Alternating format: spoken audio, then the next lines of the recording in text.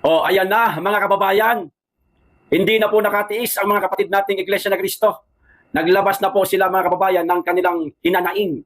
Lalong-lalo na po dito sa mga 18 ex-marines na naglabas din ng kanilang pahayag patungkol sa kanilang mga nalalaman, tungkol sa napakalalang korupsyon na nangyayari sa ating bansa, mga kababayan. Meron pong kaunting kurot. Sa akin lang naman itong palagay. Kayo na lamang pong humusga. Napakaganda po mga kababayan nitong pahayag ng Iglesia ni Cristo. Nako, hula ko lang naman, hindi naman po tayo kaanib sa iglesia. Kung noon nga, na naglabas din sila ng pahayag nila, pero ang kasunod, rally. Malay natin, baka ang kasunod nito, mga kababayan, malakihang rally na naman na gaganapin ng ating mga kapatid na Iglesia ni Cristo. Panawagan para, siyempre, dapat papanagutin ang sino mang mastermind, sino mang nagkasalat, nagnakaw sa kaban ng bayan. Di po ba? Kasama po kasi yan dito sa nabanggit po ng kanilang tagapagsalita, mga kababayan. Ito na po yung video. Panoorin po natin. Payagan po ninyo na iparinig ko sa inyo ang pahayag ng Iglesia ni Cristo. Mula nang magsagawa ng Rally for Transparency, Accountability, Justice and Peace ang Iglesia ni Cristo noong November 16 to 17, 2025, patuloy kaming naghihintay kung paano tutugunan ng gobyerno ang malawak na katiwalian na naganap sa ating bansa.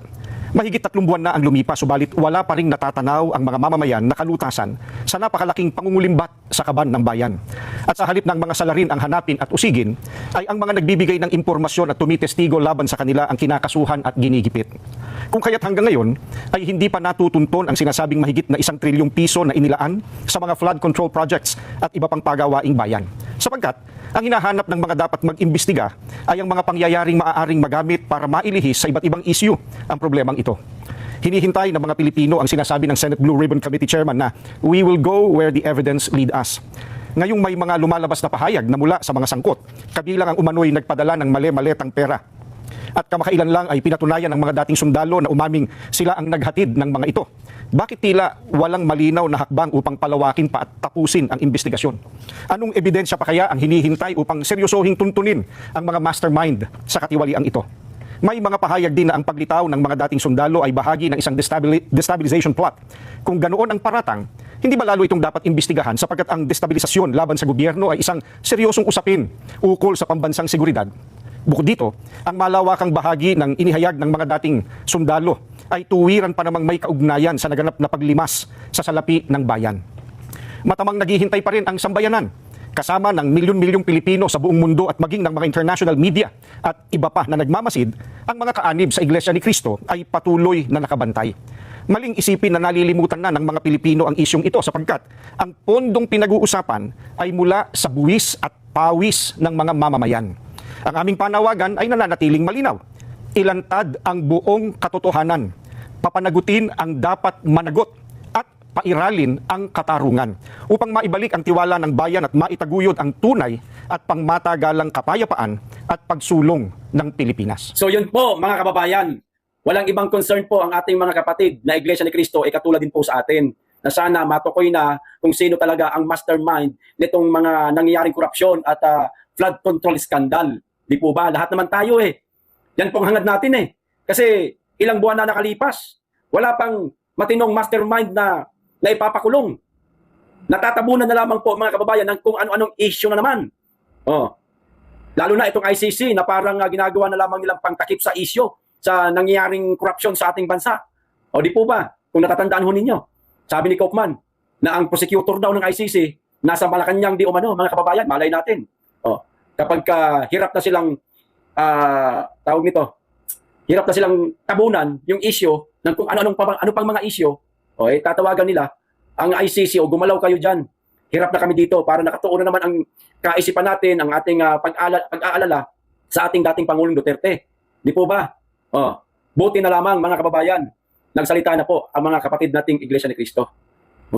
Ganyan po sila ka-concern pagdating po sa kaban ng bayan, mga kababayan. Kasi siyempre, marami din po mga kaanib ng mga Iglesia ni Cristo na taxpayer na hindi napapakinabangan ng maayos ang kanilang mga ibinibigay na buwis sa gobyerno. Katulad po natin mga kababayan, lahat po tayo nagbabayad ng buwis. Pero anong ginagawa? Ninalakaw lamang po ng mga ilang elected official.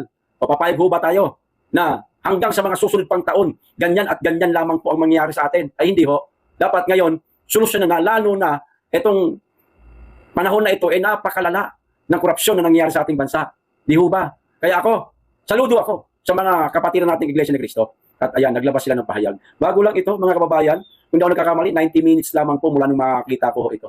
Yan po. Sana yung iba pa, magsalita din. No? Lalong-lalo na ang mga taga-CBCP. Palagay ko ninyo, mga kababayan. Magsasalita kaya?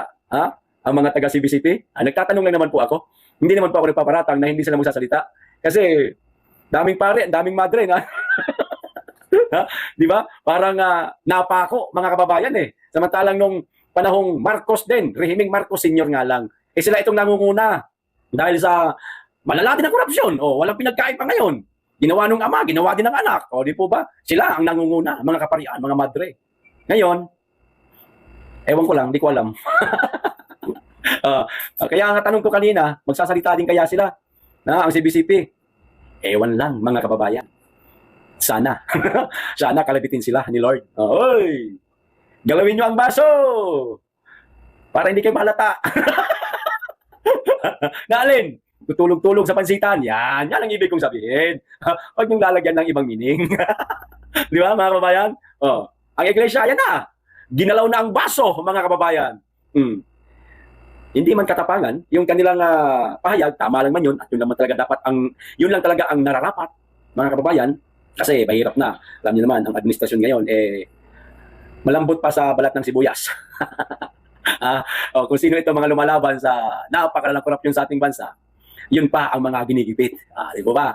Kung sino yung mga nagsasalita na pawang katotohanan lamang ang sinasabi, yun din ang iniipit, ginigipit, kung ano-ano ang ginagawa nila, tinatakot para manahimik. Di ba? Kahit mga vloggers, yari ka. Kahit mga mainstream media, ayan, hawak na nila sa liig, ang iilan lang naman.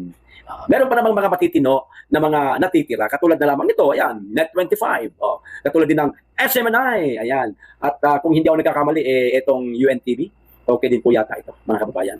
Pero ngayon dyan, wala akong binanggit, kayo na lamang po ang humusga. Di ba, mga kababayan? Labas ang mga matatapang, magsalita na sa mga nangyaring korupsyon sa ating bansa. Ayan. Hindi naman ibig sabihin magsasalita kayo, makikipaglaban kayo sa gobyerno, malihan. Kundi maglabas lamang ng pahayag na katulad dito. Di ba? Smooth, ang ganda, malaman. May sense, ika nga, mga kababayan. Di po ba? Para magising sila. Magising sila. Teka, marami na tao na medyo nagsasalita na. Kailangan siguro ipakulong na natin si Martin Romualdez. Gawin na natin sacrificial lamb yan. Sana magkaganon, mga kababayan, idagdag pa natin si Sandro. Di mo ba, mga kababayan? Joke man lang yun, pero pag nangyari yun, syempre tuwan-tuwa tayo, mga kababayan. Di mo ba? Di ayos. Saludo po kami sa tagapamahalang pagkalatan KRD, Eduardo V. Manalo. Maraming salamat po at meron po kayong concern sa ating bansa. Bagamat alam na po namin yan, matagal na taon. Meron po kayong pag-aalala, malaking puso para sa inang bayan. Ika nga, yan. Salamat po, sana magpatuloy po ang inyong kasiglahan ng inyong pangangatawan at higit sa lahat, gabayan kayo ng ating poong may kapal. Yan. At ito pa isa, mga kababayan, dahil nga naglabas na ng pahayag ang mga kapatid natin sa Iglesia ni Cristo. Etong si attorney, tawag nito, Baligod, mga kababayan, attorney nitong mga 18 o 18 na ex-Marines. Ito po, basahin ko na lamang, mga kababayan, pare-parehas po natin alamin. Hindi ko po ito nabasa ng buo. No? Binigay lang po sa akin ni Dabawinyo PH. Yan. Isa yan sa mga researcher natin. Marites pa yan sa akin. Marites na. Ang siba pa. Ito na po. Sensya na. Info states that AFP leadership gave instruction to all cyber unit commanders, GHQ, PA, PAF, PN, ISAFP, ISG, NISG, and EAF, Intel Wing, to monitor, mga kababayan, to monitor all forms of communications, voice calls through mobile phones, text messages, landline, email, fax, etc. to Attorney Levi Baligod and Secretary Mike Defensor. Naku po, may ganun pala, mga kababayan. To all security forces, your resources are of better use of deployed against real enemies for the protection of the people and the states, not against people like me. Tulad ninyo, umaambag lang din kami kahit konti para sa kapakanan ng ating inang bayan. Ganda ng mensahe niya, mga kababayan. Di po ba? Bagamat maraming tao, attorney, mga individual na ganito, kalaki ang pagmamahal sa inang bayan, mga kababayan. Marami man yan dyan. Mga elected official pa nga iba, kaso hindi lang po nakakapaglabas ng kanilang mga statement kasi medyo natatakot din po, mga kababayan. Lalabas yan sila, sa palagay ko lang, sa bandang dulo na talaga. Kapag alam yung napapasukan na ng maraming tubig ang bangka, yung lulubog na talaga, yung hindi na talaga maisasalba pa, kundi isisigaw na ng kapitana, abandon ship na. Yan, diyan magsisipaglabasan yan. At mga kababayan, hindi po imposibleng hindi mangyari yan. Posible pong mangyari yan, mga kababayan, na magsisipaglabasan na, lalo na ngayon. Malapit na po ang eleksyon sa 2028. Maninigurado ho yan sila na kahit paano mabalik sila sa kanilang posisyon. Anong gagawin nila? Walang iba, kundi didikit kay Inday Sara para masabing nagbabalik loob na sila. Lalo na yung mga dating PDP na lumaya sa PDP matapos ang termino ng dating Pangulong Duterte. Magsisipagbalikan yan. Sa palagay ko lang, ang PDP laban na yan, darating ang isang araw, mamumulaklak sa dami ng membro yan, mga kababayan. Lalo na pag si Inday Sara na. Mamumulaklak yan. Sigurado yan, mga kababayan. Di ba? Lalo na. Malapit na po ang isang taon mula nung kinidnap po ang ating Tatay Digong, mga kababayan. Kung hindi ako nagkakamali, meron pong mga mga parallel groups, mga kababayan, na magsasagawa daw po ng malaking rally bilang pag-alala, mga kababayan, sa pagkakakidnap nga po kay dating Pangulong Duterte. Aalahalahanin po ng ating mga kaibigang DDS yan at magkakaroon po ng isang malaking rally na dadaluhan di umano ito, mga kababayan, ng napakaraming mga elected official na di umano nanunungkulan sa kasalukuyan, mga kababayan. Doon natin makikita kung sino-sino ito sila. Kung meron mga kulang sa palagay ho natin sa mga araw na yon, pag nangyari na yon, na magpapakilala na sila, lalantad na sila, ilaladlad na nila yung buhok nila. Eto kami. Berde talaga kami. Nagsunod-sunuran lang kami sa inyo kasi pondo namin ang titirahin ninyo. Parang ganun lang ang datingan, mga kababayan. Pero berde na daw talaga sila. Na ngayon, itim na si Inday. Hindi niya yata siya berde. Itim yata ang gagamitin niya. Pero, meron ng tawag dito. Lamat, mga kababayan. Lalo na yung mga pumirma sa impeachment ni VP Inday Sara. Nako, yari na. Hindi ho ba? Antayin natin yung araw na yan. Posible mangyari ho yan, mga kababayan, na magkakabaliktaran na. At mangyari ho talaga yan. Hindi ho pwedeng di mangyari. Mangyari ho yan. Magsisipaglabasan na po ito mga elected official sa kasalukuyan na magpapahayag na sila ay susuporta kay Inday Sara. Yari na, mga kababayan. Ito pa, isang balita. Alam niyo ho ba na itong si Tamba, mga kababayan, nagpapabango na. Kasi malapit na eleksyon Ito, di umano ang gagawin niya, mga kababayan. Ewan ko ba kung gagawa siguro siya ng batas. Hindi pa naman kasi ito batas. Ipapanukala niya siguro ito, mga kababayan. Ito bahala kayo. Dapat tigilan niyo yung damdamin niyo. Baka mamaya, madala na naman kayo sa matatamis na salita ni Satanas. Ito, millions of homeless Filipinos or informal settler families will have a chance to avail of a monthly rental housing subsidy under the proposal of late Representative Ferdinand Martin G. Tambaloslos. Romualdez pushes 3,500 monthly housing subsidy for homeless. Ibig sabihin nito, mga kababayan, para daw ito sa mga kababayan natin, syempre walang sariling tahanan. Yung mga nagre-renta. Ang daming mga nagre-renta. Buong Pilipinas ito. Sa palagay mo, Romualdez, kaya? Halimbawa na lang. May renta. Dito sa NCR, kamahal 7,000. Kasya na siguro dyan mga 4-5 katao. Ewan ko kung ilang kwarto magagawa niya. 7,000. So, may subsidy So, magiging 3,500 na lang yung sariling ilalabas nila sa bulsa nila at 3,500 mula sa gobyerno. Ang tanong, paano kukunin ng tao yan? ATM. Gagawa na naman panibagong ATM. Tulad na sa 4-piece. Mag-a-apply isa-isa yung mga Pilipino mga renter. Ganun ba? Tamba? Ganun ba ibig mo sabihin? Ang hirap mong paniwalaan, sir. Lalo na involved pera. Batas mo? Involved ang pera monthly yan. Paano halimbawa ang nagparehistro sa inyo? Halimbawa lang, nasa mga kalahati ng populasyon ng Pilipinas, 50 million na lang kunwari. Mahigit 100 tayo 50 million na lang na mga kababayan natin na magparehistro sa inyo para makatanggap man lamang ng housing subsidy na 3,500 kada buwan. paano nyo ibabahagi sa tao? O sige, naroon na tayo, ATM. Pero ang pondo nito, hindi kaya, imbes na mapunta ito sa mga benepisyaryo, mapunta na naman sa bulsa ninyo? Involve pera kasi tabaluslos hindi, kami, dalan-dala na pagdating sa pera. Siguro, gumawa ka ng batas na yung bang pakikinabangan din naman ng tao, pero walang monthly, ayan, tulad yan, monthly subsidy, ayan. Mahirap Mahirap. Baka mamaya sa pag-apply ng tao, o sige, ang subsidy mo monthly 3.5. Taknan po siya, ang dumating sa tao, 3,000. Aba, 50 million yan, katao. O, ang tinanggap kunwari nila, ang laking pera nun. O, di ba? Magkakaroon na naman kupitan, tapos biglang magsasabi na naman na, ay hindi, kasi yan lang ang pinasok. Siguro walang budget, at least meron tayo, okay na to. Pilipino, tanggap lang yan O, sige na, okay na lang to, kasi wala. Yung 7,000 ko, bawasan ng 3,000, magkano lang natira, 4,000, okay na yan.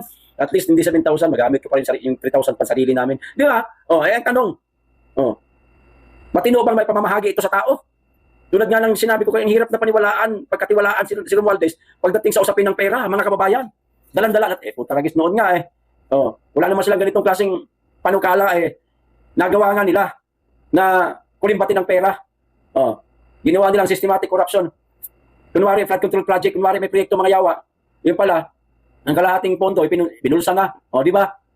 Eto pa kaya, naku po, mga kababayan, ako hirap na. Gumawa ka na lang ng batas, Martin, na pakikinabangan ng ating mga kababayan. Halimbawa, yung mga PWD, halimbawa, yan, PWD, yan, marami sa ating bansa yan.